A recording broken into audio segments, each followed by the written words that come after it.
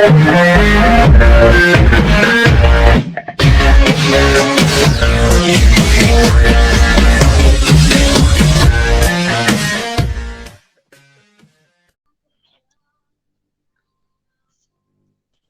kita mulai sekarang ya. Assalamualaikum warahmatullahi wabarakatuh. Waalaikumsalam warahmatullahi wabarakatuh. Bismillahirrahmanirrahim. Alhamdulillahirrahmanirrahim. Wabihi nasta'inu ala umuri dunya wa din. Wassalatu wassalamu ala asrofil anbiya'i wal mursalin wa ala alihi wa sahbihi ajma'in. Pertama, marilah kita panjatkan puji syukur kehadirat Allah Subhanahu wa Ta'ala yang telah memberikan rahmat, hidayah serta inayah kepada kita semua, sehingga kita dapat mengikuti acara ini dengan keadaan online. Salawat serta salam semoga tetap terlimpah curahkan kepada junjungan kita Nabi Muhammad SAW yang kita nantikan syafaatnya kelak di hari akhir nanti. Langsung saja ya, untuk bedah buku ini saya bacakan CV pembicaranya, pemantiknya. Untuk nama Muhammad Yusuf Iktisom, tempat tanggal lahir Jepara 18 Februari 2001, alamat lengkap Ngabul Tahunan Jepara, RT 3 RW 6, Jalan Hugeng Imam Santoso, KM 9, terdepan kantor pajak, masuk MA Zumrotul Wildan. Telepon atau HP bisa dicatat barangkali yang belum nge-save, 0831 2805 5835. Email pinucup@gmail.com. Pendidikan formal 2007 sampai 2013 MI Zumrotul Wildan Ngabul, 2013 sampai 2016 MTS Zumrotul Wildan Ngabul, 2016 sampai 2019 MA NUTBS Kudus, 2019 sampai sekarang Universitas Negeri Semarang. Kepada sahabat Yusuf, dipersilakan.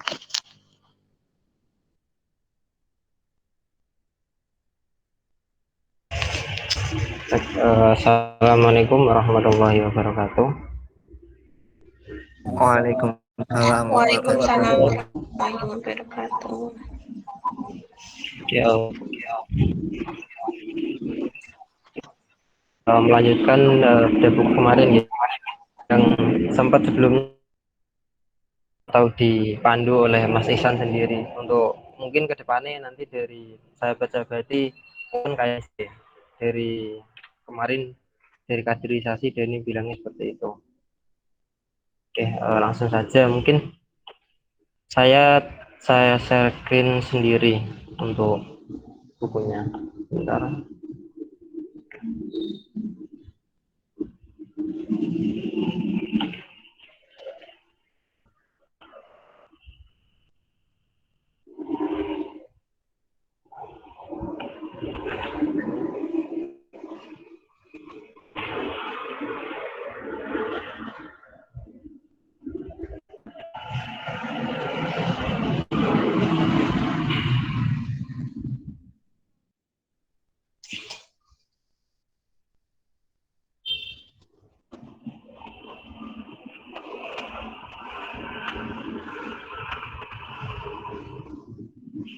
Apakah sudah terlihat screen-nya? Sudah, Pak. Ya, ini kan pembahasan kali ini pada bab 4 ya, tentang energi dan sumber daya. Ya.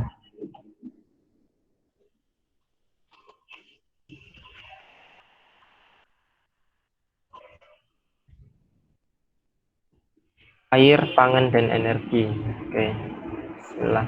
Untuk artikel yang pertama tentang air. Air untuk semua, bagaimana mengamankannya. Oke. Kita tahu jika air merupakan salah satu sumber daya alam yang berlimpah dan termasuk salah satu unsur abiotik atau unsur yang tak hidup di bumi ini. air memang ketersediaannya sangat melimpah dan memang dapat terbarukan ya atau tidak bisa habis, berbeda dengan sumber daya alam yang lain, misal untuk minyak bumi, biogas maupun kebanyakan dari sumber daya alam yang lain tidak dapat terbarukan. Tapi untuk air sendiri memang ketersediaannya sangat banyak, tetapi kita tidak dapat memungkiri jika tidak semua yang masyarakat di Indonesia dapat mengakses air bersih dengan baik. Oke, langsung kita lihat ya, setelah 70 tahun Indonesia merdeka, lebih dari 35 juta rakyat Indonesia masih tidak memiliki akses pada air bersih. Dan untuk kedepannya WHO sendiri memprediksi kurang lebih sekitar tahun 2025 akan ada 1,8 miliar manusia yang akan kekurangan air bersih, 2 kali lipat dari jumlah pada yang sebelum-sebelumnya. Kekurangan air tersebut terjadi karena karena kita sendiri sebagai manusia yang kurang lebih untuk memperhatikan bagaimana pengolahan air, terus menjaga sumber air dan lain sebagainya. Dan memang perlu untuk dilaksanakannya konservasi air. Mengapa konservasi air? Karena mungkin dari teman-teman dan sahabat-sahabat di semua merasa jika sekarang ini daerah kita masing-masing mungkin tercukupi airnya, tetapi bisa jadi suatu saat terjadi krisis air yang tidak kita ketahui. Mengapa? Karena kita tahu wilayah Indonesia sendiri memang banyak sekali kontur geografis, mulai dari yang dataran tinggi, dataran rendah, maupun yang beriklim gurun seperti beriklim yang cukup panas seperti NTT dan Papua, Flores seperti itu. Wilayah Indonesia yang memiliki karakteristik geografi, geologi, dan klimatologi yang bervariasi, dan secara alamiah ketersediaan kuantitas dan sifat airnya juga bervariasi. Misal saja untuk di Jepara sendiri mungkin daerahnya dekat dengan pantai, maka untuk daerah yang pesisir kemungkinan untuk sumber airnya tervariasi.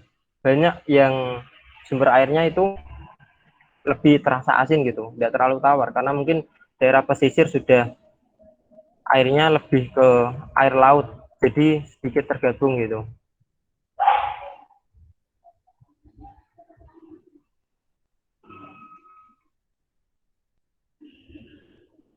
Lantas bagaimana sih untuk mengeksplorasi ataupun menjaga dari sumber-sumber air tersebut bisa kita jaga dan bisa kita lebih eksplor kembali, yaitu salah satunya dengan ilmu kebumian atau geologi, geofisika dan lain sebagainya, sehingga dapat mengeksplorasi sumber-sumber air alternatif.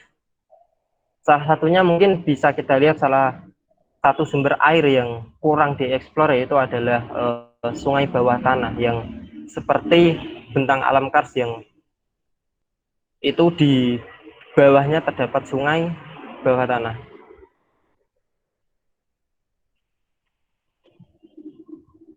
Kita dapat dengan potensi-potensi yang lain, misal menemukan sumber air baru seperti di gunung-gunung ataupun daerah dataran tinggi yang mungkin sekarang ya banyak sekali sumber mata air yang mengering karena perubahan iklim maupun perubahan suhu yang ada di dataran tinggi, yang dampaknya memang tidak lain karena kita sendiri sebagai manusia yang kurang memperdulikan alam. Kita lihat 2/3 wilayah kita, yaitu Indonesia, berupa lautan, sehingga jika terjadi kondisi kelangkaan air yang ekstrim, air laut juga dapat dijadikan sebagai alternatif lain sebagai air baku. Mengapa? Karena kita tahu sendiri jika salah satu proses siklus air yaitu terjadi di laut, karena salah satu sumber air terbesar di dunia juga laut. Terjadi penguapan dan lain sebagainya, sehingga kita harus lebih memperdalam tentang teknologi dan ilmu pengetahuan untuk mengembangkan teknologi yang dapat membuat air laut sehingga dapat menjadi air minum ataupun air yang layak konsumsi melalui distilasi penyulingan.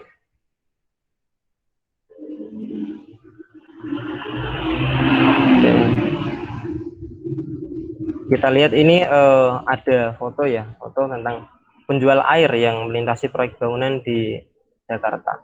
Mungkin sekilas kita melihat padahal di kota besar kok masih terjadi kelangkaan. Nah, ini salah satu contoh gimana sih tidak meratanya suplai air bersih di wilayah Indonesia, bahkan di kota besar sendiri.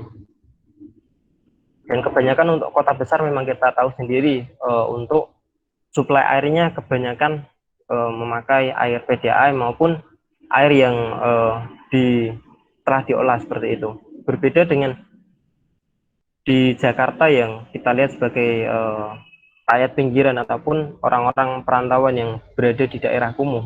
Mereka memanfaatkan sumber air yang ada di sana, yaitu sumber air sumur yang kebanyakan mungkin sumber air sumur di kota Jakarta sudah sedikit menyusut karena ya kita tahu sendiri kepadatan penduduk Jakarta itu sangat padat gitu. Kita lihat untuk sumber air apalagi yang bisa kita manfaatkan ketika terjadi kelangkaan, yaitu adalah salah satunya adalah tanaman. Kita tahu jika tumbuhan tanaman sendiri itu di dalam tubuhnya mengandung sekitar 70-90% air. Dan 10%-nya lagi itu adalah zat-zat nutrisi, yaitu zat darah ataupun zat lain yang seperti karbon, hidrogen, oksigen, dan lain sebagainya. Sehingga ketika kita berada di alam maupun berada di suatu lingkungan yang secara eksplisit itu tidak terdapat sumber mata air seperti sumur maupun sungai, kita dapat memanfaatkan tumbuhan yang ada. Jika dari teman-teman yang dulu ikut pramuka ya, mungkin pernah ada materi survival. Jadi kita ketika materi survival tersebut diajarkan bagaimana untuk bertahan hidup di suatu kondisi ekstrim ataupun ketika kita tidak bisa menemukan makanan maupun minuman di alam. Salah satunya dengan cara mengambil air dari tanaman. Nah, tanaman seperti apa yang digunakan untuk pengganti air minum tadi? Misal dari tanaman yang memiliki ruas-ruas ataupun rongga di dalam tubuhnya seperti talas, tanaman-tanaman yang seperti itu. Jadi di dalam batang tanaman tersebut terdapat ruas-ruas bagi penyimpan air untuk tanaman itu sendiri aslinya. Tapi kita bisa memanfaatkan air tersebut sebagai untuk air minum di saat kita di dalam keadaan tadi ya, di dalam survival gitu di hutan.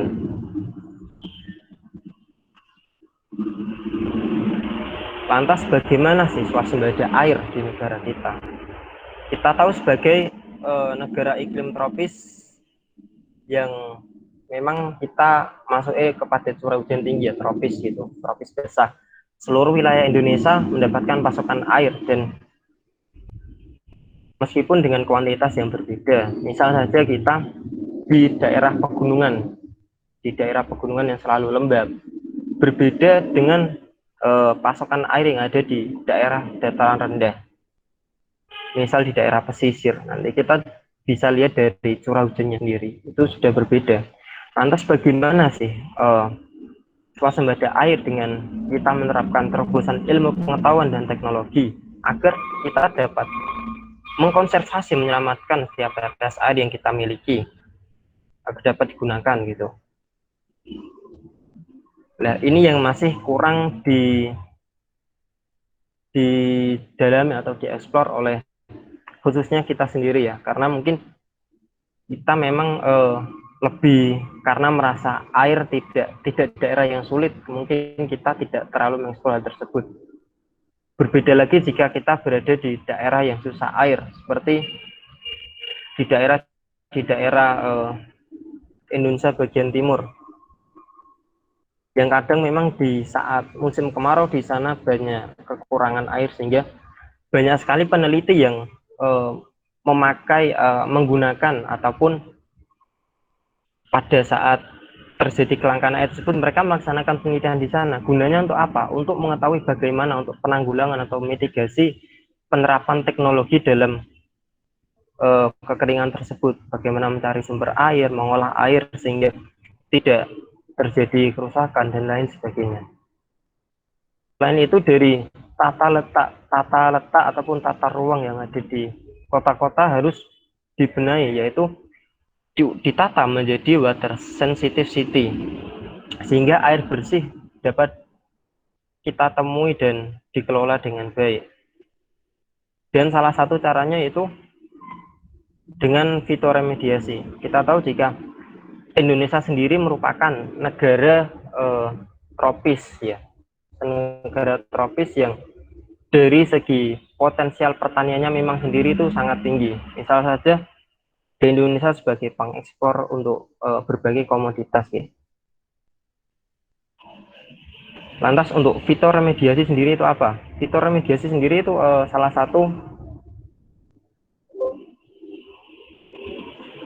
satu teknologi maupun ilmu pengetahuan di bidang bisa masuk ke biologi maupun dari bidang yang lain ya. Tapi lebih masuknya kepada bidang biologi.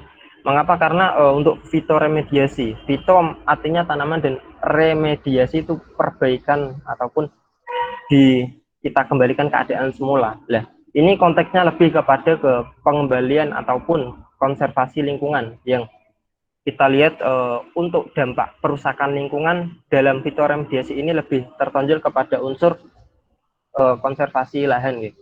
Karena kita tahu untuk lahan pertanian di Indonesia sangat luas dan juga dari lahan pertanian tersebut juga menimbulkan berbagai misal dari kontaminan dan juga bahan tambang sendiri. Ini tadi saya sempat mengambil beberapa sumber dari LIPI ya tentang fitoremediasi. Kontaminan dari kelompok logam berat seperti timbal, kadmium, dan merkuri yang sulit mengalami degradasi secara alami paling banyak dijumpai dan paling berpotensi menimbulkan masalah lingkungan.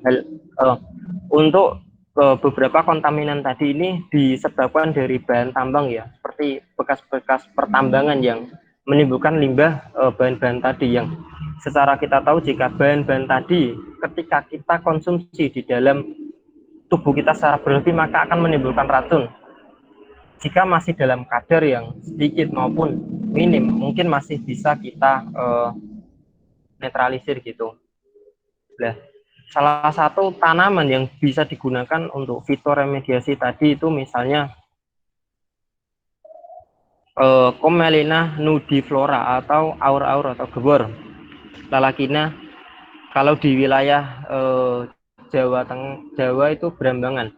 Untuk tanaman sendiri ini seperti tanaman rumput-rumputan gitu ya, lebih seperti rumput-rumputan dan bunganya berwarna biru. Mungkin dari teman-teman sering melihat di lapangan maupun samping-samping jalan. Contoh yang lain adalah Paspalium conjunctum atau rumput kerbau yang biasanya untuk kalau petani digunakan untuk pakan ternak gitu. Oke. Mungkin tadi untuk sekilas pembahasan tentang artikel yang pertama. Kita lanjut tentang artikel yang kedua, pertanian lebih pintar untuk pangan lebih banyak. Oke. Kita tahu jika pertanian Indonesia sedang dalam berbagai tekanan mencukupi kebutuhan pangan sebagai akibat pertumbuhan penduduk. Lebih dari 200 tahun lalu, Thomas Trudell Malthus berdalil bahwa kecepatan pertumbuhan populasi manusia akan jauh melampaui kemampuan bumi dalam menghasilkan pangan. Kita lihat saat ini ya, lebih dari 250 juta penduduk Indonesia. Pada seabad Indonesia Merdeka akan menembus 300 juta, jumlah yang sangat fantastis sih. Dan kita tahu sendiri bagaimana sih keadaan negara kita sendiri, apakah untuk saat ini saja kita tahu berbagai komoditas pangan masih untuk impor. Misalnya saja kemarin yang sedang tren adalah kedelai. Kita untuk kedelai kemarin impor gitu. Selanjutnya bagaimana untuk meningkatkan kebutuhan pangan ini yang salah satunya itu susah atau tidak bisa diselesaikan dengan cara sederhana dengan menambah luas sawah. Banyak pembukaan lahan yang digunakan untuk memperluas lahan pertanian, tetapi aslinya itu bukan itu sebagai solusi yang harus dicanangkan oleh pemerintah maupun dari para petani, sehingga dari sektor inilah kita perlu untuk memasukkan peran ilmu pengetahuan dan teknologi agar dapat meningkatkan produktivitas pangan kita. Ya, untuk tantangan tadi di pertanian ini yaitu bagaimana sih mengembangkan pertanian pintar. Dia menyelaraskan kemandirian kedaulatan pangan serta kelestarian lingkungan. Jika kita sudah tahu salah satu efek dari pembukaan lahan untuk pertanian tadi yaitu berkurangnya lahan hutan ataupun lahan lingkungan hijau yang ada di Indonesia. Kita tahu sendiri jika Indonesia sendiri merupakan jantung dari dunia. Mengapa? Karena di Indonesia sendiri banyak sekali hutan-hutan yang sebagai penyuplai oksigen dan sebagai pembersih dari kontaminan tadi. Nah, salah satu dengan cara peran teknologi untuk pengembangan bidang pertanian tadi itu adalah peranan mikroba yang perlu dipelajari lebih intensif. Kita lihat jika di bidang biologi, lebih tepatnya bidang biologi molekuler dan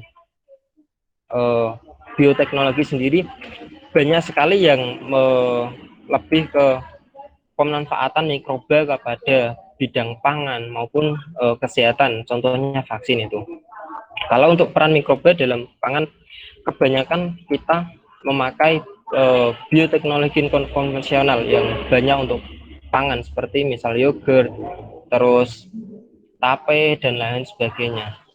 Tetapi untuk mikroba sendiri memang kita perlu pengembangan yang lebih, dan memang untuk hal ini tidak bisa kita laksanakan serta-merta karena membutuh para ahli yang menekuni bidangnya, itu mikrobiologi. Ya.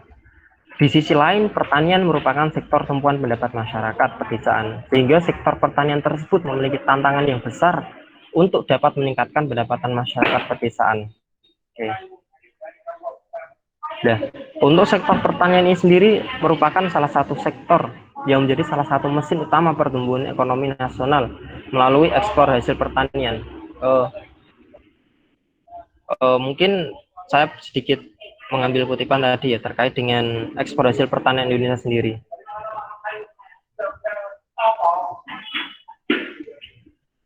Okay.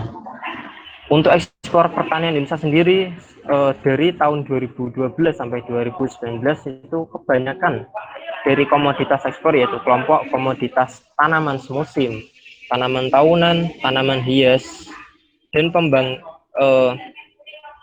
pengembangbiakan tanaman komoditas perikanan tangkap dan perikanan budidaya. Ya. Untuk sektor pertanian sendiri, total barang yang diekspor dari komoditas itu sebanyak 49 kelompok barang. Adapun kelompok memiliki kontribusi terbesar terhadap ekspor hasil pertanian pada tahun 2019 itu berasal dari komoditas pertanian tanaman tahunan, yaitu sebesar 59,14%. Komoditas tanaman tahunan mencakup penanaman tanaman yang berlangsung lebih dari 2 musim tanam, baik tanaman yang setiap musim mati maupun yang tumbuh terus-menerus, termasuk penanaman dan pembibitan pembenihan. Sebenarnya saya ambil dari bps.go.id. Misal saja ya, kita sendiri untuk tanaman tahunan seperti karet, itu termasuk tanaman tahunan. Mengapa? Karena karet sendiri jangka hidupnya itu lama, tidak hanya setahun 2 tahun, tetapi terus-menerus sampai dia tua. Dan kita juga sebagai salah satu pengekspor karet yang besar untuk cakupan wilayah dunia. Selanjutnya, teknologi pertanian tanpa media tanah juga harus dikembangkan. Mengapa? Karena kita tak seperti negara-negara maju yang beriklim tropis tidak dapat mengadopsi model rumah kaca secara total, sebagaimana di negara beriklim sedang. Nah, untuk karena itu, mungkin kita lebih banyak mengeksplor tentang bagaimana sih cara untuk pertanian, misal hidroponik maupun untuk tanaman-tanaman yang lain. Oke.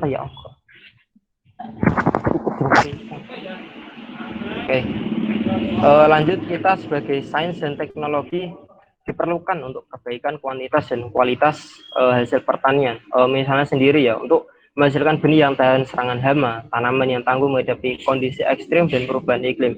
Hal ini tadi kebanyakan memang dikembangkan oleh biologi molekuler maupun peran-peran dari para peneliti di laboratorium untuk mengembangkan dari varietas maupun pestisida alami untuk tanaman-tanaman tadi agar lebih tahan terhadap hama yang ada. serta membuat varietas yang unggul, baik dari unggul jumlah produktivitasnya, terus kualitas dari hasil panennya seperti itu sendiri. Contoh lain juga teknologi harus kita soroti, yaitu untuk mekanika atau robot. Untuk negara yang maju, banyak sekali pertanian yang telah memasukkan unsur robotika dalam sektornya ya. Contoh lain dari nano kapsul yang dapat masuk dalam kutikula ataupun dalam jaringan tanaman untuk menyalurkan nutrisi ataupun memicu pembungaan. Jadi untuk nanoteknologi ini lebih kepada efektivitas dari penyerapan maupun dari kinerja dari tanaman itu sendiri. Misal contoh kita dalam beberapa kasus untuk mempercepat pertumbuhan tanaman kita membutuhkan berbagai zat yang lain, misalkan saja pupuk. Pupuk sendiri mungkin untuk penyerapannya sendiri jika memakai metode konvensional membutuhkan waktu yang lama. Sehingga jika kita memakai teknologi nano ini mungkin akan lebih cepat. Mengapa? Karena dari segi efektivitas penyerapan tumbuhan itu sendiri menjadi lebih cepat dan efektif gitu, sehingga tanaman dapat lekas tumbuh dan berbuah. Lantas selanjutnya rantai fotosintesis. Fotosintesis merupakan penghasil energi utama dari tanaman yang sangat penting untuk menunjang pertumbuhan tanaman.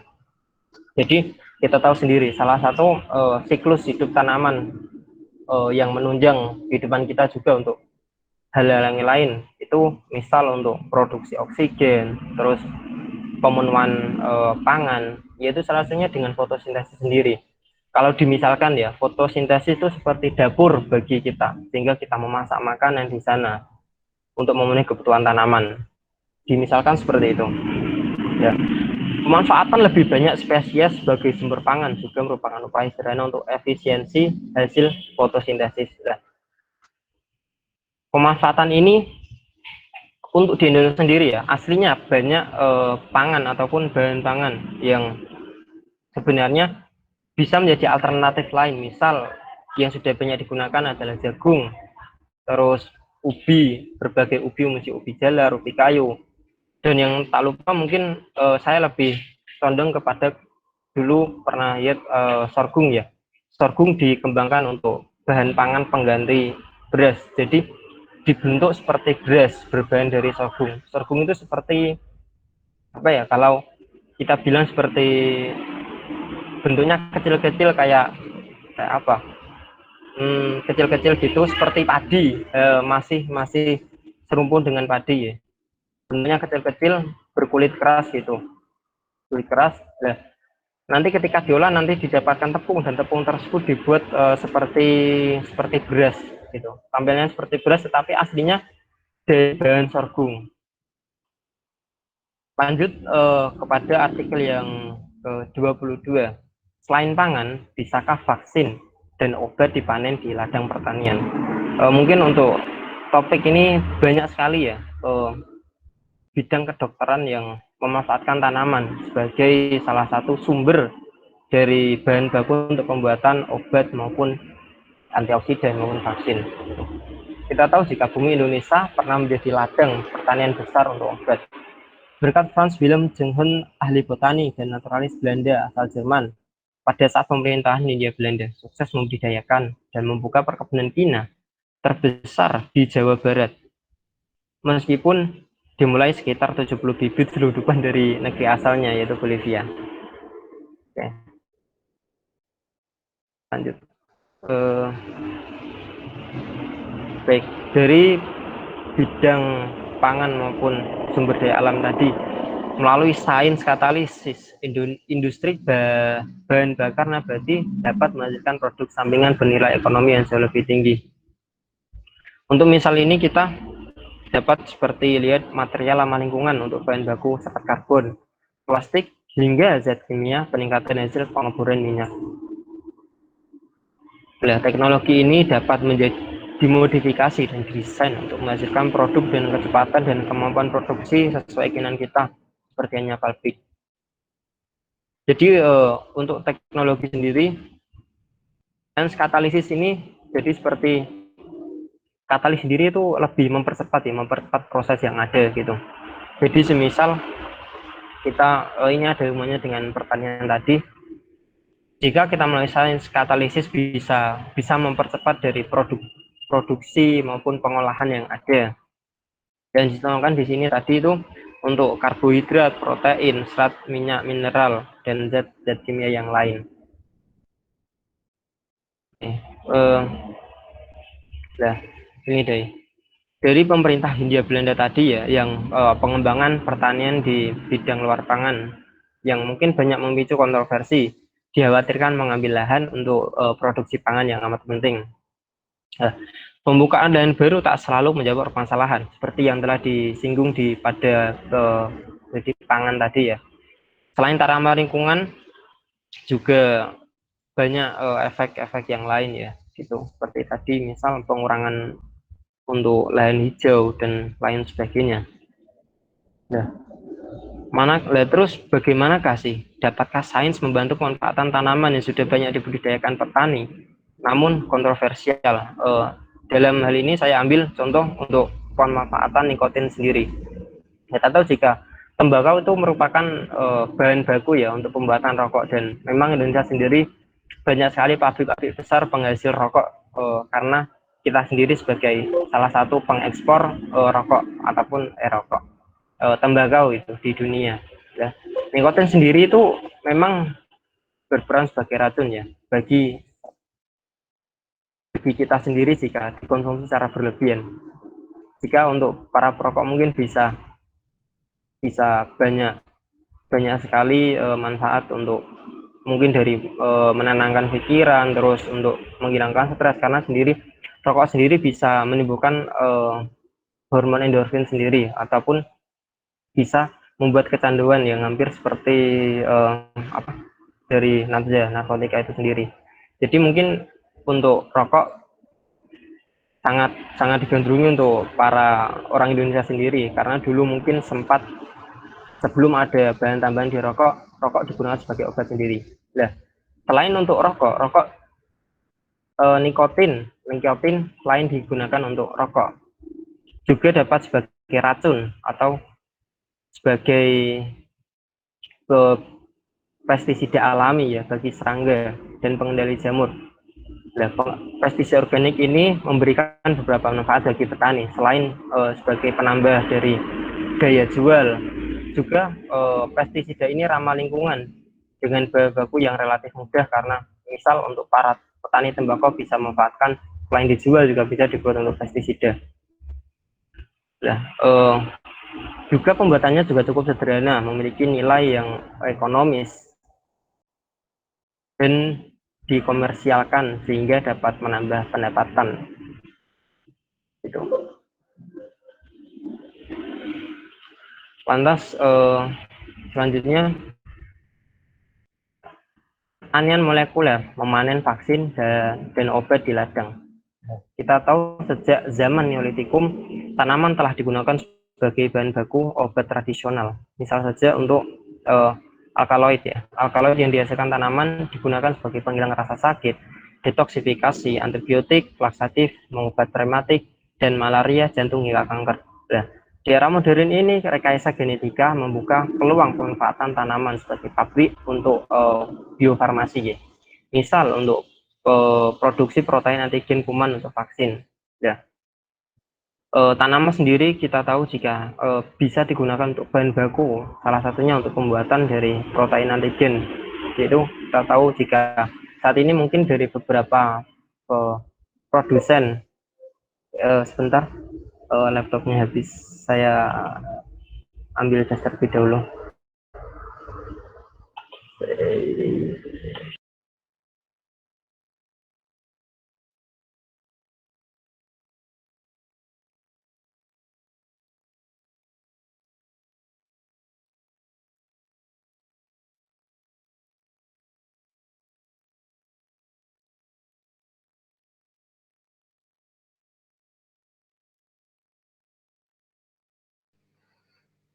Kita tunggu sebentar ya.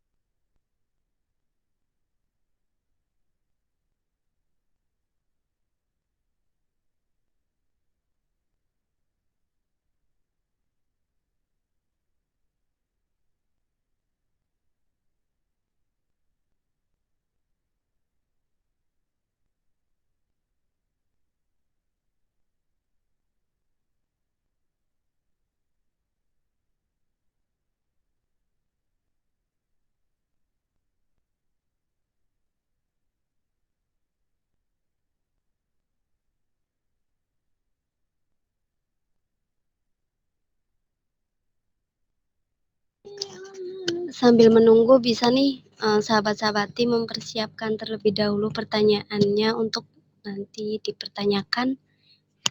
Barangkali ada yang masih simpang siur gitu.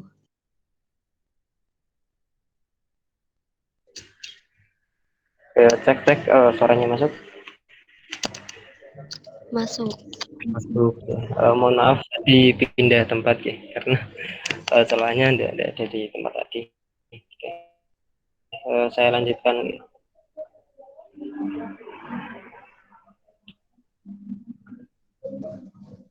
Oke.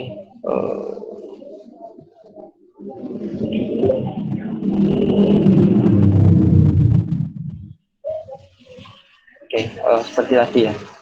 Lanjut dengan tentang biofarmasi tadi. Untuk pemanfaatan dari tanaman sendiri sebagai bahan vaksin, tadi saya sedikit searching tentang pemanfaatan dari dari bahan tembakau tadi.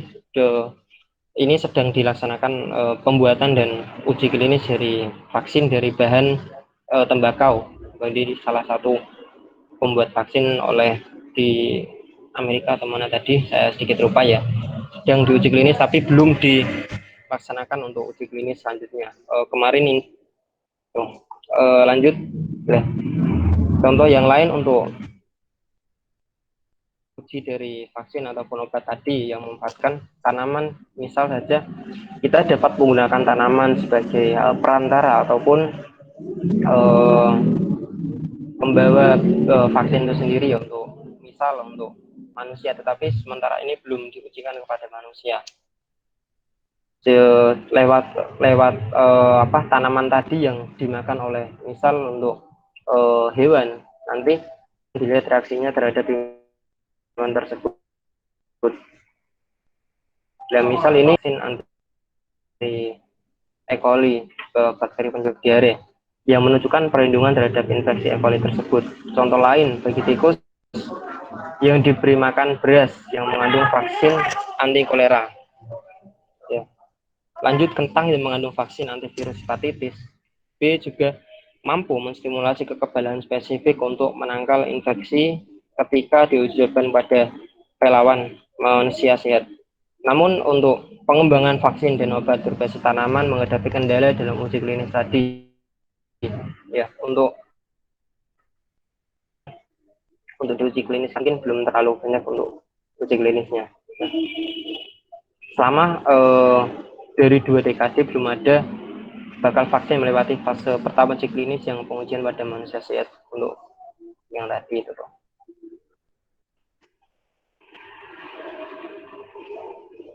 Oke, kita lanjutkan ke artikel 23. Panas bumi, andalan energi kita. Kita tahu jika Indonesia sendiri merupakan salah satu negara dengan wilayah yang dihuni ataupun banyak sekali wilayah gunung berapi ya, karena kita sendiri berada di sabuk api Pasifik yang memang notabene wilayah yang berada dalam lingkaran sabuk api Pasifik memiliki banyak sekali sumber panas bumi serta gunung berapi aktif itu. Panas bumi itu sendiri bisa digunakan sebagai energi terbarukan, tetapi kembali lagi saat ini Indonesia masih menggunakan produksi panas bumi skala kecil karena memang keterbatasannya itu secara konvensional tadi. Cara konvensional ini mengekstrak energi panas yang tersimpan di kerak bumi pada kedalaman 2-3 kilo dengan memanfaatkan fluida atau air tadi yang bersirkulasi dengan batuan reservoir sebagai media pembawa energi panas ke permukaan. Fluida tadi yang diekstraksi panasnya kemudian dikembalikan ke dalam batuan reservoir, yaitu untuk mekanismenya ini sendiri memang seperti kita tahu ya, misal batuan panas yang kita siram air dingin kepada batuan tersebut nanti akan menguap airnya sebagai uap panas tadi. Nah, itu sekilas untuk secara sederhana tentang mekanisme untuk pemanfaatan energi panas tadi seperti itu. Nah, Rumitnya untuk panas bumi sendiri karena memang letaknya di dalam bumi tadi susah untuk diteliti dan juga susah untuk membuat akses ya, karena memang untuk kedalaman sendiri sampai 2-4 kilo tadi.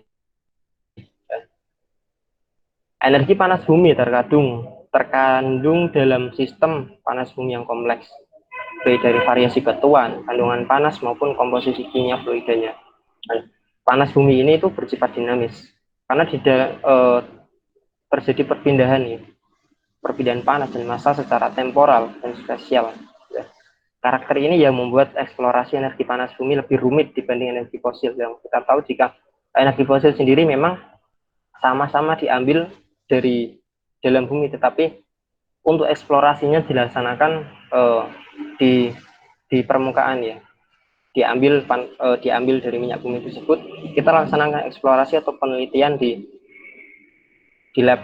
Beda lagi jika panas bumi, kita sendiri sulit untuk mengakses maupun untuk mengetahui bagaimana bentuk lempeng maupun dari keadaan bebatuan yang ada di bawah bumi ini, sehingga memang sedikit eksplorasi ataupun penelitian yang dilaksanakan untuk bidang panas bumi sendiri cukup sulit untuk dikembangkan. Untuk mengembangkan energi panas bumi sendiri, kita perlu lebih dulu mengatasi persoalan dulu, yakni ketidakpastian sumber daya. Kualitas eksplorasi harus ditingkatkan dengan menerapkan ilmu kebumian yang terpadu, yaitu interdisipliner dari ilmu geologi, geofisika, geokimia, dengan resolusi yang tinggi. Sehingga pemodelan kuantitatif 4 dimensi ruang dan waktu diperlukan untuk memperkecil kesalahan dalam menentukan target potensial di bawah permukaan bumi tadi. Jadi tidak hanya membutuhkan satu disiplin ilmu, kita membutuhkan multidisipliner ilmu. Yang sebagai contoh di sini membutuhkan ilmu geologi, geofisika, dan geokimia. Sehingga untuk mengeksplorasi panas bumi sendiri memerlukan berbagai macam ahli dan tenaga, pikiran, dan sumber daya yang ada. Sehingga memang untuk Indonesia sendiri belum terlalu mengeksplor untuk panas bumi sendiri, sehingga pemanfaatannya masih terbilang konvensional tadi. Nah, agar dapat dimanfaatkan secara berkelanjutan, energi panas bumi perlu diekstraksi sesuai laju aliran panas dari dalam bumi dan laju pengisian ulang air meteorik ke dalam sistem panas bumi. Nah, di dalam proses ini dilakukan pengolahan reservoir melalui pemodelan numerik guna menentukan laju produksi yang optimal. Nah, dari sifat ramah lingkungan ini dapat kita kembangkan teknologi pembangkit listrik yang efisien dan bebas emisi. Karena kita tahu panas bumi memang sumbernya telah disediakan oleh alam dan tidak akan habis jika kita gunakan terus-menerus, dan tidak menimbulkan emisi ataupun kontaminan yang dapat merusak lingkungan sendiri. Tetapi pemanfaatannya sendiri itu masih minim, sehingga banyak pembangkit listrik yang selain menghasilkan energi tetapi juga menghasilkan kontaminan ataupun emisi yang lumayan besar, misal dari asap maupun dari yang lain. Potensi energi lebih besar diduga terdapat pada sistem panas bumi non-konvensional di kedalaman 4-7 km dengan temperatur lebih dari 400 derajat Celcius. Ya, ini tadi yang memang kita bilang konvensional ya, karena memang untuk panas bumi sendiri semakin lebih dekat dengan inti bumi, yang inti bumi sendiri adalah berupa bebatuan, terus lahar, dan berbagai bahan-bahan panas ya, bebatuan yang panas dan campur dengan lahar, sehingga semakin dekat dengan inti bumi tadi maka semakin panas derajat Celciusnya sendiri, sehingga memang terdapat keterbatasan untuk mencapai sumber tadi. Ya. Untuk pemanfaatannya sendiri tadi telah disebutkan perlu pengembangan teknologi dan prospeksi resolusi tinggi yang mampu menjangkau kedalaman besar, teknologi pengukuran yang dalam, serta teknik pengukuran fisik dan kimiawi dari fluida dengan kondisi temperatur dan tekanan yang besar. Misal saja kita lihat untuk mungkin banyak sekali penelitian ya tentang panas bumi, tapi memang untuk dalam kedalaman ini tadi ataupun yang lebih besar dari pemanfaatan energi potensial dari panas bumi itu tadi memerlukan sumber daya yang banyak yang perlu kita kembangkan lagi. sains material untuk mendukung ekstraksi energi panas bumi. Fluida panas pada panas bumi di daerah vulkanik seperti Indonesia sering bersifat korosif sehingga membutuhkan material fasilitas produksi yang lebih jauh tahan terhadap korosi dibanding dengan digunakan pada ekstraksi minyak dan gas bumi. Panas bumi sendiri, fluida panas bumi ataupun cairan yang ada di dalam panas bumi tadi itu bersifat korosif ataupun mengikis dari lapisan ya. Kita tahu seperti bahan kimia yang bersifat korosif jika terkena pada besi maupun tangan kita sendiri ya, nanti akan menimbulkan kerusakan dari jaringan sendiri.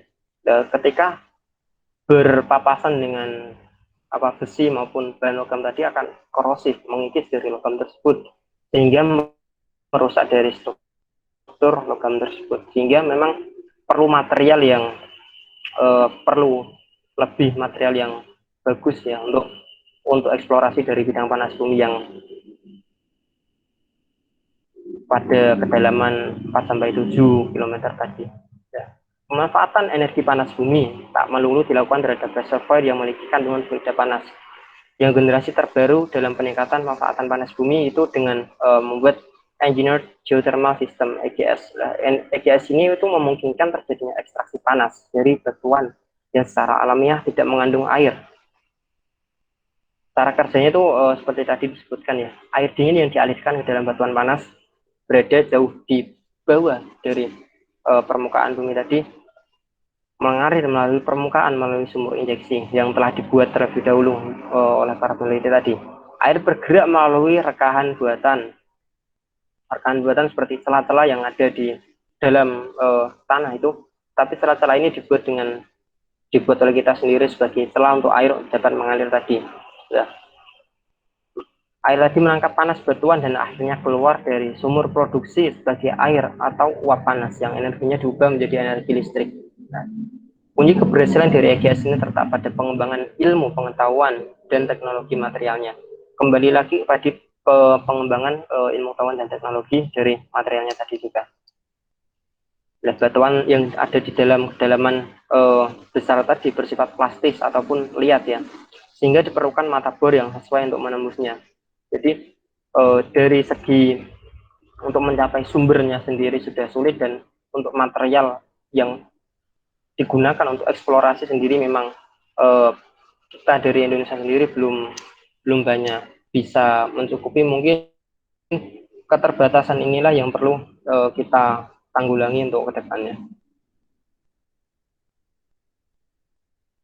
Mungkin tadi sekilas tentang pembahasan ya ataupun ringkasan dari bab 4 tentang air, pangan, dan energi.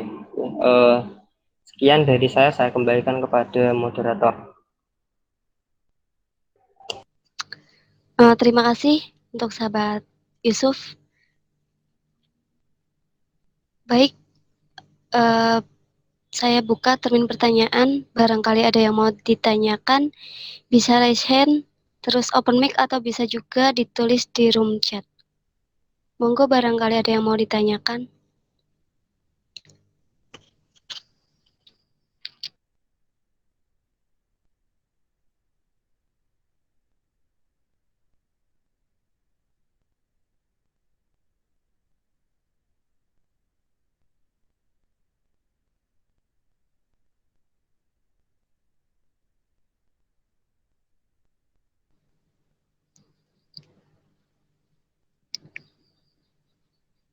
Sekali lagi, barangkali ada yang mau ditanyakan, bisa raise hand, terus open mic, atau bisa juga ditulis di room chat.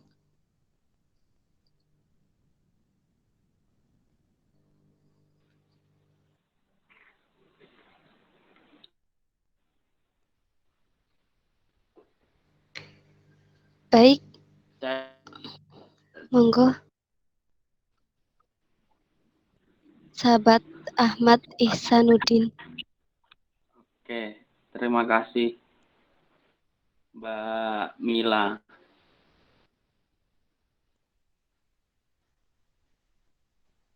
Open cam ya.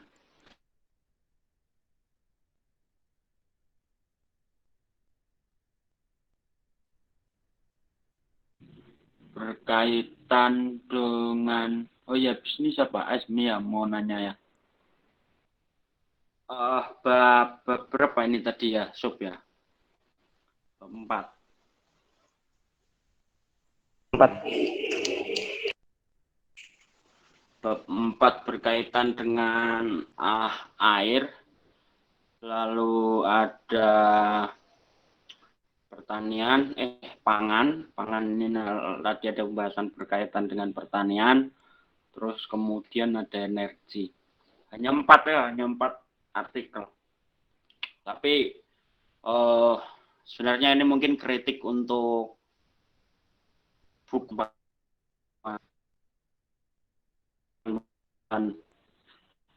di artikel ini sebenarnya sifatnya kalimat-kalimatnya masih bersifat normatif ya.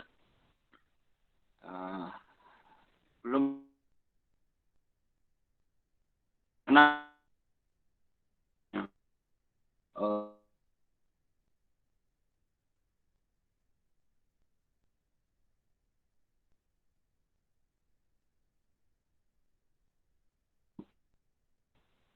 bab isi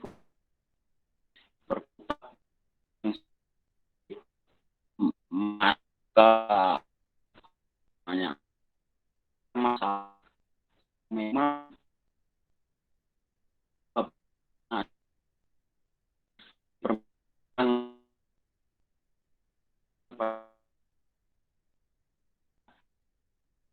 saya setelah nanti membaca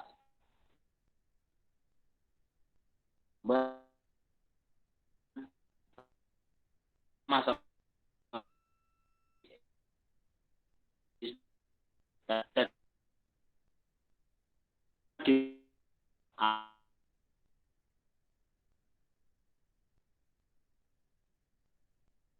ataupun bertambahnya penduduk itu akan menciptakan kekurangan air.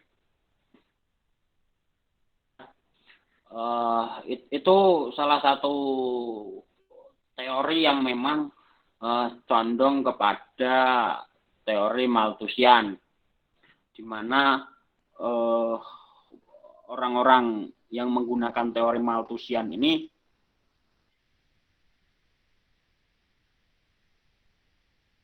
menganggap bahwasanya permasalahan, baik itu kemiskinan, baik itu ketimpangan akses, baik itu akses terhadap air, akses terhadap udara, akses terhadap tanah, dan lain sebagainya, itu karena permasalahan-permasalahan tersebut berasal dari banyaknya jumlah penduduk seperti itu.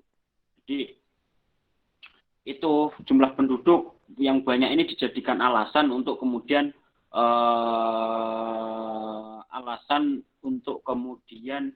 memunculkan permasalahan-permasalahan itu, sehingga ketimpangan-ketimpangan yang pada dasarnya adalah bersifat politis itu dilupakan dan tidak dibahas di buku-buku ini. Ini yang kemudian mungkin bisa kita jadikan kritik terhadap buku ini, di mana isi daripada buku ini masih banyak membahas hal-hal yang bersifat normatif.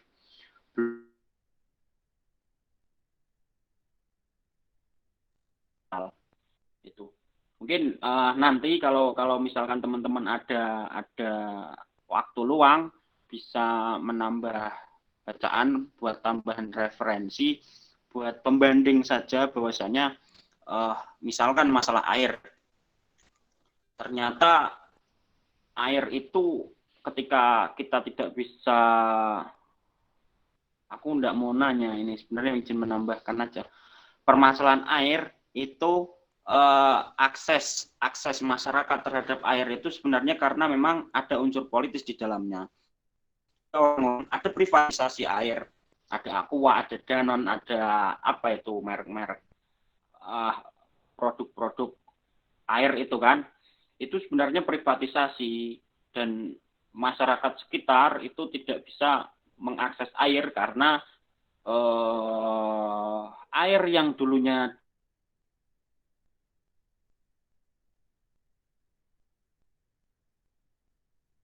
ataupun bergeser menjadi air yang dikelola secara privat. Itu yang kemudian memunculkan ketika ada elemen yang bisa mengakses, maka nantinya ada elemen yang tidak bisa mengakses. Ketika Danone, ketika Aqua bisa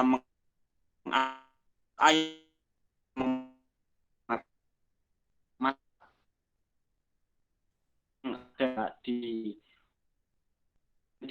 air yang diprivatisasi oleh Danone, oleh Aqua dan lain sebagainya itu, maka masyarakat sekitar akan tidak bisa mengakses air tersebut. Itu sedikit gambaran saja, dan harapannya nanti teman-teman menambah referensi sebagai pembanding bahwa air, permasalahan pangan, tanian, dan energi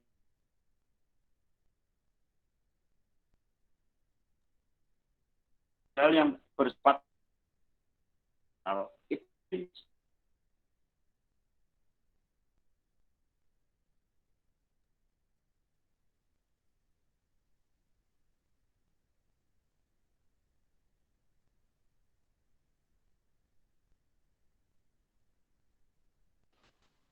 Sudah, Sob, monggo dilanjut. Monggo Mas, nanti bisa ditambahkan lagi ya. Kalau ada yang bertanya nanti bisa dibantu jawab gitu. Monggo yang lain yang mau bertanya bisa on mic buat sahabat Dani, monggo. Oke, ini sebenarnya bukan saya yang bertanya, ini teman saya mau bertanya. Silakan.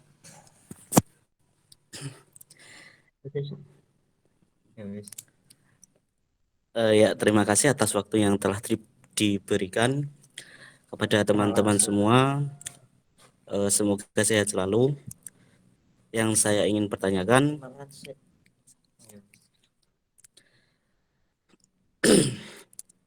terkait bab pertama, bab stabilitas air, bagaimana pandangan Mas Yusuf tentang proyek revitalisasi Teluk Jakarta, yang notabene di mana dalam penjelasan Mas Yusuf tadi bahwa negara harus menciptakan ruang tata ruang water sensitivity atau apa itu tadi. Sementara dalam proyek tersebut itu lebih dominan dampaknya itu kepada perusakan air, perusakan lingkungan, utamanya di biota laut sama sosial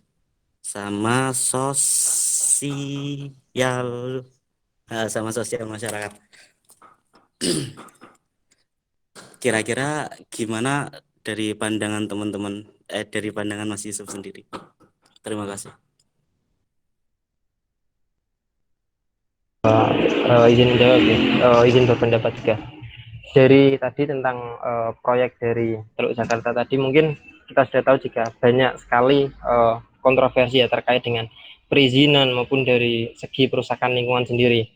Nah, tentang argumen ataupun penjelasan yang tadi saya singgung tentang resistensi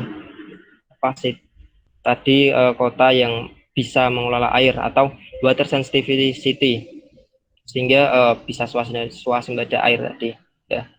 Untuk Teluk Jakarta sendiri mungkin banyak kontroversi maupun dari campur tangan politis sendiri ya, karena memang kita tahu untuk proyek tersebut banyak sekali mengalami menimbulkan dampak sosial terus dari kelestarian lingkungan, sehingga banyak dari pemerhati lingkungan mengecam ataupun menolak dari proyek tersebut. Tetapi untuk saat ini memang kita tahu jika proyeknya masih berjalan ya sebenarnya. Ya. Oleh karena itu mungkin dari sendiri berpendapat memang perlu gimana ya, sinkronisasi kembali terkait dengan proyek-proyek seperti itu, karena selain dilihat dari segi kemanfaatan keberlangsungan ekologis untuk alam, dan dari segi ekonominya sendiri harus melihat selain dari pendapatan maupun ekonominya sendiri kita mendapatkan manfaat, tetapi kita harus melihat ataupun memperhatikan terhadap ekologis yang ada agar keseimbangan yang ada itu tetap terjaga, tidak terjadi kerusakan lingkungan. Dari sendiri mungkin kurang setuju ataupun tidak sependapat ya terkait dengan proyek tersebut. Mungkin secara garis besar dari teman-teman lebih banyak mengetahui tentang proyek tersebut. Untuk saya sendiri kurang mengikuti ya terkait proyek Teluk Jakarta tersebut. Tapi memang saya ketahui banyak kontroversi terkait proyek tersebut. Mungkin itu argumen dari saya. Monggo dari yang lain bisa menambahkan ataupun berpendapat. Sekian.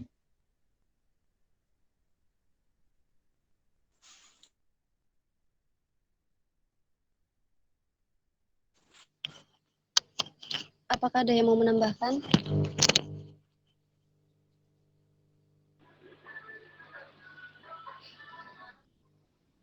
Kalau nggak ada, bisa lanjut ke pertanyaan selanjutnya. Dari sahabat Asmi, apakah masih mau bertanya? Jadi bertanya.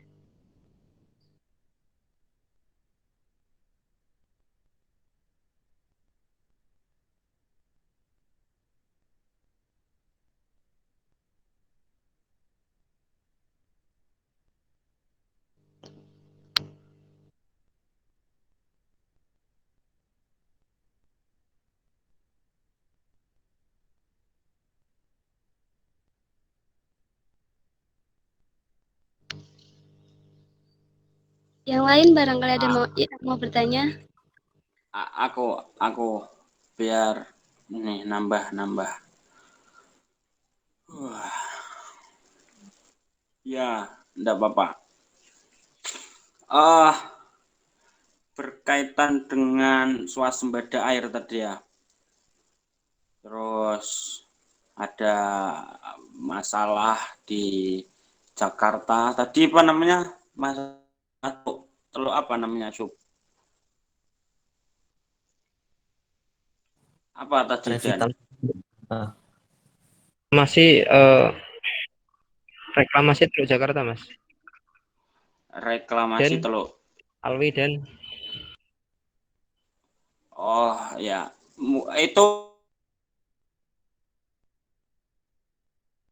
itu sangat-sangat politis ya. Satu, sangat-sangat politis.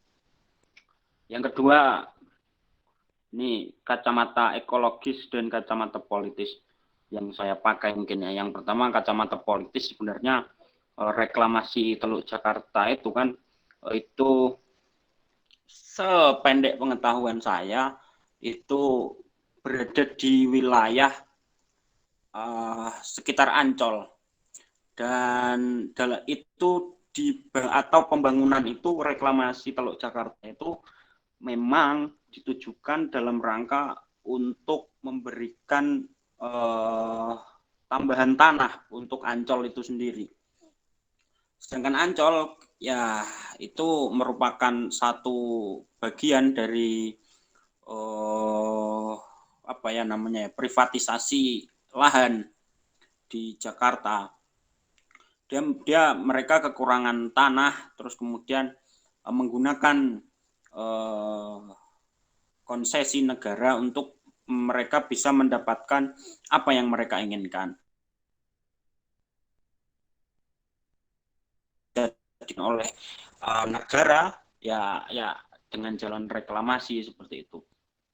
Terus yang kedua, ketika itu dilakukan maka akan terjadi kerusakan akibat dari kerusakan yang terjadi jika dilakukan reklamasi, maka satu, terumbu karang di wilayah bibir pantai di wilayah Teluk Jakarta itu nanti pasti akan hancur. Ketika terumbu karang hancur, maka ikan-ikan di sana yang seharusnya menjadi tangkapan nelayan itu juga akan berdampak berkurang ataupun menurunnya kuantitas ikan di sana. Itu. Yang ketiga itu nanti yang reklamasi itu setahu saya dimanapun di banyak tempat yang saya tahu itu pasti ditolak. baik itu dilihat dari sisi ekologis maupun karena memang itu tidak bisa dijauhkan dari sisi politis. Itu berkaitan dengan Teluk Jakarta. Misalkan saya memberikan contoh lagi. Masyarakat kota mengeluhkan krisis air. Padahal banyak sungai yang mengalir di kota Yogyakarta itu. Itu kan sesuatu hal yang kontradiksi seperti itu. Kenapa masyarakat mengeluhkan padahal banyak sungai mengalir di tengah kota? Jawabannya sebenarnya adalah karena memang sungai-sungai diolah, itu dipurifikasi, baik itu disalurkan ataupun dikemas menjadi air minum. Dan di sisi yang lain, misalkan teman-teman pernah menonton salah satu film Watchdog berkaitan dengan krisis air di Yogyakarta, itu sebenarnya itu satu garis lurus ataupun linear dengan krisis air yang dikeluhkan oleh masyarakat itu linear yang ada.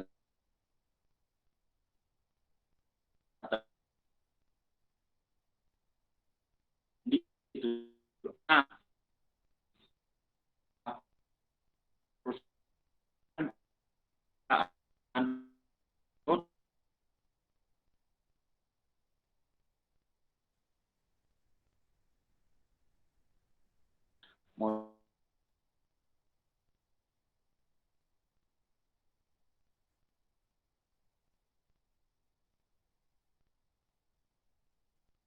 dan lain sebagainya, air di atas permukaan tanah itu kurang banyak dan tidak bisa didapatkan diakses oleh masyarakat sekitar, sehingga masyarakat sekitar mengeluhkan krisis air, termasuk yang di Teluk Jakarta gitu loh. Makanya banyak penolakan, termasuk salah satunya oleh nelayan misalkan, karena dampak daripada reklamasi Teluk Jakarta nanti juga akan berdampak buruk terhadap nelayan. Mungkin itu. Dan saya jelas menolak secara pribadi. Mungkin itu. Berarti harus diadakan peninjauan ulang begitu ya, Mas ya? Siapa tadi yang ngomong ini? Ya, masalah peninjauan ulang ataupun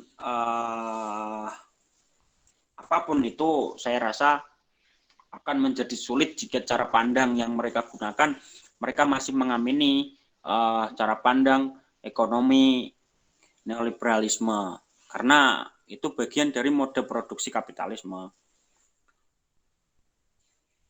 Selain peninjauan ulang ya penggagalan, harus ada resistensi, harus ada perlawanan terhadap itu.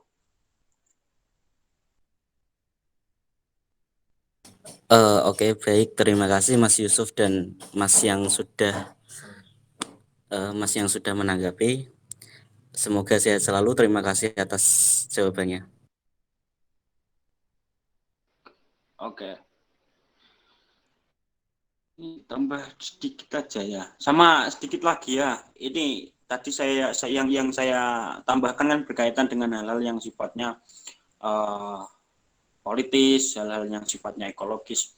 Tapi di sisi lain teman-teman baik itu dari kacamata ekonomi maupun dari kacamata masalah pertanian, masalah energi, termasuk kalau masalah energi mungkin apakah kemudian wacana pemerintah yang menggunakan yang menggunakan jalan listrik dan itu dianggap mereka sebagai sebuah pembaruan, nanti dampaknya adalah misalkan di Dieng itu sudah ada beberapa tempat yang memang dijadikan target oleh pemerintah dan perusahaan-perusahaan yang merencanakan pembangunan transportasi listrik ini untuk menjadikan pegunungan-pegunungan itu sebagai bagian dari PLTPB, panas bumi. Nah, sebenarnya ketika kita mempelajari lebih lanjut nanti adalah kita sampai di titik bahwasanya produk samping dari produksi di dalam PLTPB, pembangkit listrik tenaga panas bumi, itu adalah nanti menghasilkan satu senyawa. Nah, senyawa ini nanti yang kemudian bisa digunakan untuk membuat sebagai bahan baku pembuatan batu baterai. Dan batu baterai nanti sangat dibutuhkan untuk merancang satu kelompok elemen pembuatan transportasi listrik.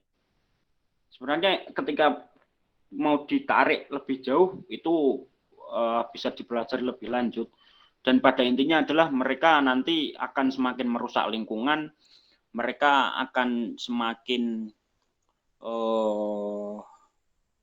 meresahkan masyarakat sekitar, termasuk di Dieng, termasuk di pegunungan Ciremai di Jawa Barat.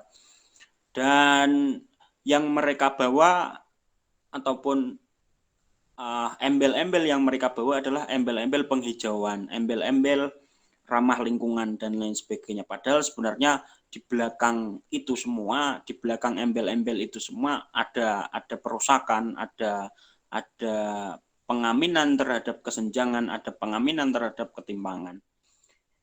Jadi harapan saya nanti teman-teman nambah referensi bacaan berkaitan dengan bab ini, misalkan ada air, ada pangan, ada energi. Mungkin itu. Terima kasih. Selamat sore. Sore. Apakah ada lagi yang mau bertanya?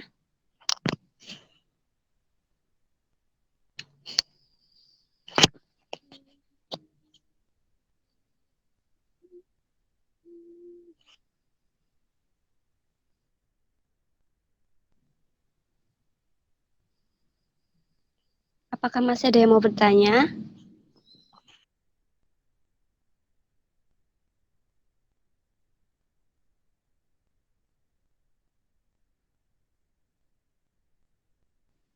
Monggo sahabat Dani atau temannya.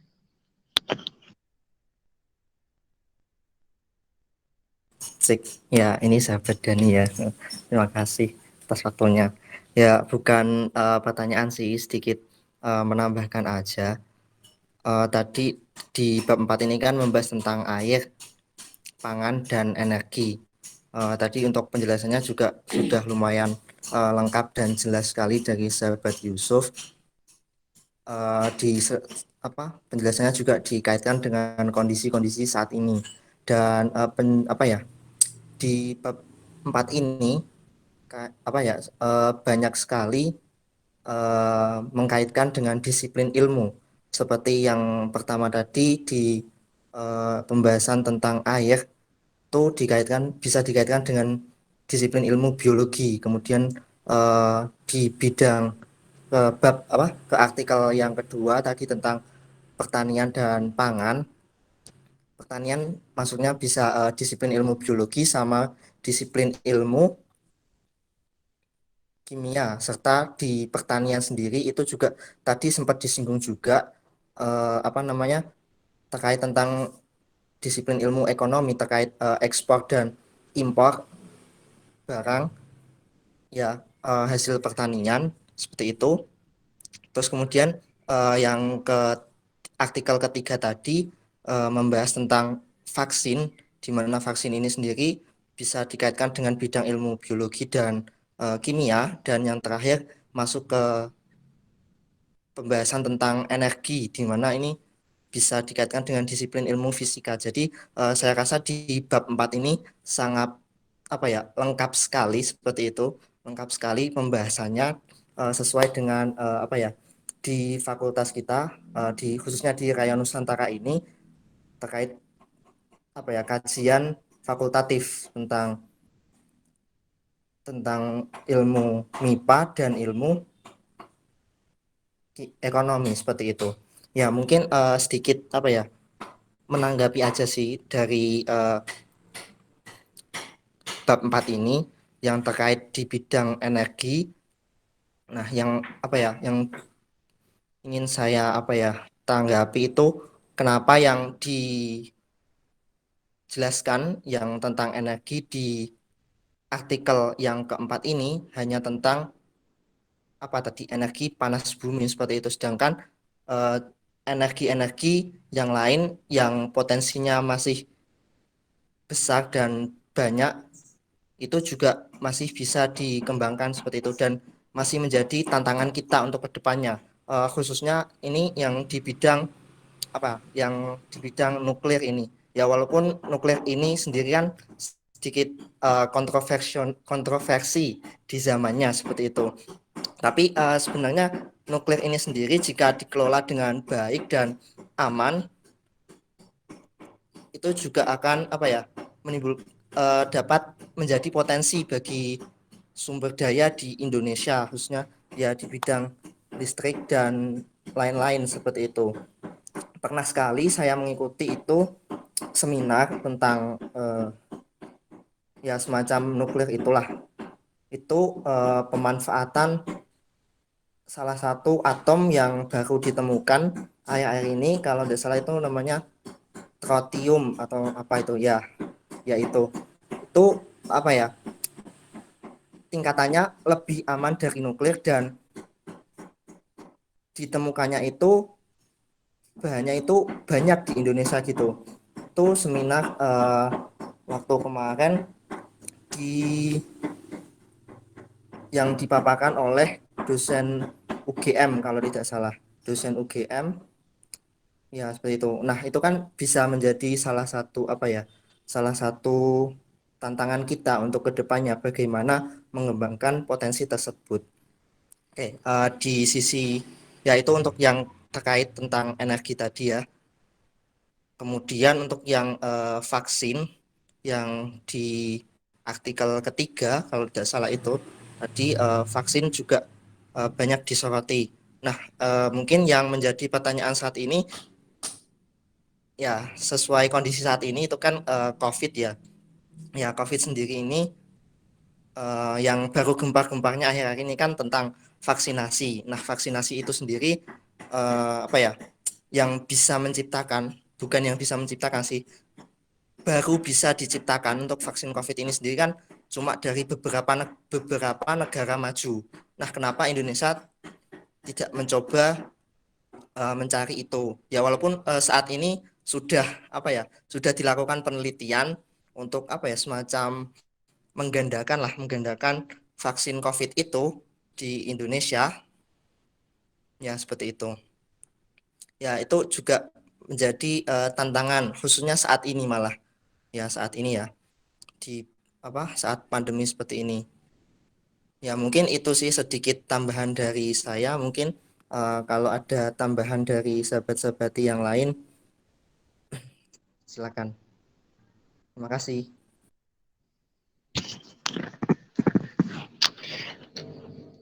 Barangkali ada tambahan lain nanti bisa dikirim ke room chat grup WA aja ya, soalnya udah jam segini juga. Jadi untuk sesi tanya jawabnya saya tutup terlebih dahulu. Nah, sebelum saya tutup acara kali ini, saya akan menyampaikan sedikit kesimpulan untuk bedah buku hari ini, yaitu Indonesia kaya akan alam, salah satunya yaitu ketersediaan air. Namun, ada beberapa daerah yang mengalami kekurangan air bersih. Hal itu terjadi karena ulah manusia sendiri yang kurang memahami bagaimana cara mengelola air tersebut dengan tepat. Dan ada juga yang disebabkan karena iklim. Selain air, juga terdapat pangan yang banyak ya di Indonesia, cuman kurang mengeksplornya itu kurang, sehingga Indonesia sendiri itu masih sering impor.